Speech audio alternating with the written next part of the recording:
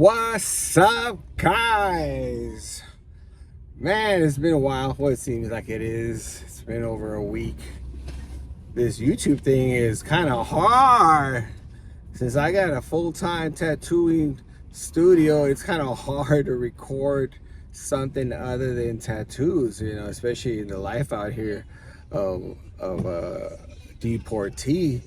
So I don't know where these YouTubers find time, because actually for me, I can't even find time to record. So it is kind of hard to come up with content and talk about things. But I'm thinking about something popped up, because since the only time that I have to post is when I'm in the car going from my work to home and stuff like that, since I'm usually always busy, I think I'm gonna start a new thing that's border talk. What do you think about that? Border talk. So it'll be like a drive with me, come along with me as I drive and talk about issues. I think that's gonna work. I think that'll be better for me, since it's hard for me to record videos every day, at least to and from, and sometimes running errands. I'll be able to talk about topics at hand or my point of views, the life here in Tijuana. If you guys don't know, my name is Mopac. I've been deported for 10 years. I did a 20 years sentence in California prisons for 29 to life. I was incarcerated in 1995 and I didn't get out till 2015. I don't really talk about the prison thing. Even every once in a while, I like to explain.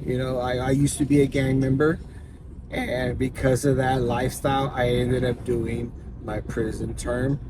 And I take full responsibility. I did this to myself. I did this to society. I did this to my victim and his family. I take that responsibility, and I'm fully indebted because of that. However, now I'm here in Mexico, and this is the life that I live. I live out here in Tijuana, and I found my life out here. It was hard at first to live out here. It was hard to figure it out, but today, I have found my footing in the last few years. Things have been great, and I can't say that it's always been good, but God has been with us, and He's blessed us in so many ways, and now we can talk about it, and hopefully this will reach the right people who need to hear this, people who are just being deported, given the fact that things are the way they are right now in the US. So they can find hope that this is not the end of it, man, because that's how I thought, that this was going to be the end of it, and I was never going to be okay, and life was going to be horrible. But believe me, things do pick up, and things will get better, and you will find your footing, you will find your way, and eventually you won't even want to go back. Like me, I don't ever want to go back. I love it out here. It's beautiful out here, and then it's a life that's full of freedom. It's a life that you don't have the type of stress that you would have in the States, bills and all the things that go on over there. Anyhow, I don't want to talk about that. I want to talk about my life out here. So my life out here in Tijuana, since I've been out here for 10 years, it's been a blessing. Since I was in jail, I take everything as a blessing, and I'm never really angry or disappointed. I love Mexico. I love that I'm free. I love that I have everything that I've ever wanted now. It wasn't easy. I had to work really hard for that. I've been working really hard for it. And for the most part, I've been, playing catch up, because everybody out here that has never been in jail, of course, they've acquired a lot of things, and I'm trying to catch up to a lot of things that I've hoped and wished for. And it hasn't been easy, but slowly but surely we're inching towards that. And I'm grateful that things are working out. I know that a lot of people are going through the process, and a lot of people are being deported, from the States out here, and they have to figure it out.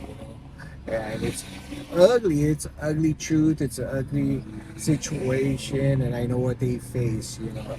For me, for a lot of people, when they get out of prison, you know, one of the more important things is trying to adapt out here to society, especially after you spend so much time in jail, 20 years or more, and now you have to adapt. The reason why it's so hard, it's because you're around a different type of people, a different type of personality, right?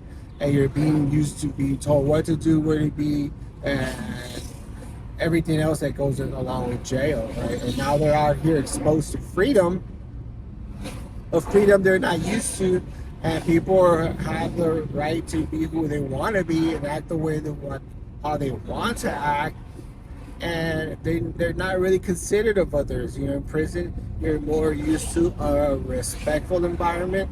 You know, considering even though it's jail, but it's true.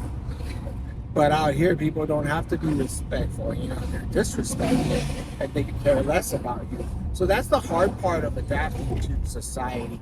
I really never had an issue with that, but there's a lot of people who do have an issue with that, and I understand them, unfortunately, but they have figured that out, and they have just not can't be around like where there's a lot of people and a lot of congregation of people. It's hard for them. You know? I understand that though, but that's just the way that they are. You know, I like I said, I never dealt with that, but there's a lot of people who do. Another thing that I would like to point out, I think it's very important, and I don't think it's addressed that much. On my previous video, I talked about, you know, the part where it's really hard being separated from your family. And it's important to say one thing before is like just say like when your family is in a situation, in a difficult situation, you can't be there for them. You know, you can't help them out of that. When they're sick, you can't help them out of that. I've talked about that because of my aunt, who's sick right now, and I can't be there for her. It's really sad. You know, right now she went through her surgery, and thank God she's doing good. She's 92 years old, so I'm happy that I can see a little bit more life in her. For a minute, she didn't have that life in her, you know, that vibrance, you know. But I'm looking at that now, and she's happy and she's talkative, and so I'm looking like, oh, I'm happy that things are good, things are looking good. However, a lot of people have to deal with that, and they're, you know, unfortunately, you know, that it's a sadness, a depressive thing, you know, that they can't be there for their family members. You know, they can't provide, they can't help out, none of that. One of the reasons why I bring that up is because I see so many people who are sent to Mexico and aren't able to adapt. It's so hard for them to adapt. They don't have family here. I didn't have family here, but for them it was really hard to adapt and figure it out. They don't want to be here. And if you hear them out, like they say things that you can tell that they don't want to be here. They don't like Mexico. They don't like how things function out here. So it makes it really hard for them, you know. They self-impose this negativity, right, that they see through this filter that about being in Mexico. And that unfortunately like really hurts them, you know, in the long run and the short run too. But that's the truth of the matter. And given so, and a lot of them, like, they still have the same problems, the same issues, but now they're in a different country. Maybe the psychological aspect of it, you know, and they bring it out here, unfortunately. And now they have this problem, which is being deported to a country that they don't want to be in, and they got to deal with that, unfortunately. It's messed up, and they don't have any family, you know, so it's hard on them, you know, but that's the truth. And it can be daunting being out here for reals. I know it firsthand, but at the same time, I'm blessed to have had a wife. I have a wife who's walked with me through the whole time, and that's an important point that I want to talk about. You know, the loved ones, your wife. You know, a lot of people, when a lot of men or women, when they're deported, they have a loved one. They have someone who they can call their husband or wife. But once they get deported, remember, a lot of these marriages, all the time, it's not usually based on love. You know, that love has to be really strong for them to endure a deportation. And that happens, when that happens, now they're here, and they can't provide, and now they're kind of like a weight on the person living in the United States. They're actually a weight on their shoulders, because once they were able to provide, once they were able to help out, and now there's just dead weight, and it becomes difficult for the marriage. It's a hardship, and the constant disappointment and the constant, like, you don't see the light at the end of the tunnel. That mentality starts getting to you and starts destroying marriages. And I see that a lot. They come over here and they're happy. They find a place and they're gonna figure it out together. And that month leads to 2 months, 3 months, 4 months, maybe a year, 2 years, and that beauty of them fighting together is no longer there, and it becomes a mundane routine. It really becomes a hardship, and from there things go down south, and they end up separating. The kids no longer visit, the family no longer visits, and the person deported starts going through an emotional breakdown or depression, and it gets really ugly after that, unfortunately. They end up losing it. They're working at a dead-end job. They're working at maybe a call center, and it's ugly. You're working along, honestly, from what I gather, I know it's a job and it pays well, but now you're working around people who might induce hanging out, who might contribute to drinking, and a lot of people there are like ex-gang members or gang members that have been deported and stuff like that, and they might take you down the wrong street and drinking, that depression. I have witnessed, because of that, I have witnessed many stories where they start off good and now they're on the street because they let the depression get the best of them, and it's a downfall from there, and they end up basically on the street or in a very difficult situation. I've witnessed it many times, and that's always been a fear of mine, because I know how hard that could be, of course, and anybody understands that. But that's the truth. That's part of being deported. That's a life that that you have to deal with. And I mentioned, if you don't have a marriage based on love and it's mostly economics, it's gonna be hard, because once things are difficult, nobody wants to stick around. You gotta figure it out. I'm so blessed and grateful that I have a beautiful wife, and she's been there through the thinnest to the thickest, and through the ocean. My wife has been there. She's the rock of all rocks, and I'm so blessed, and grateful. So, but if you don't have something like that, man, it's ugly.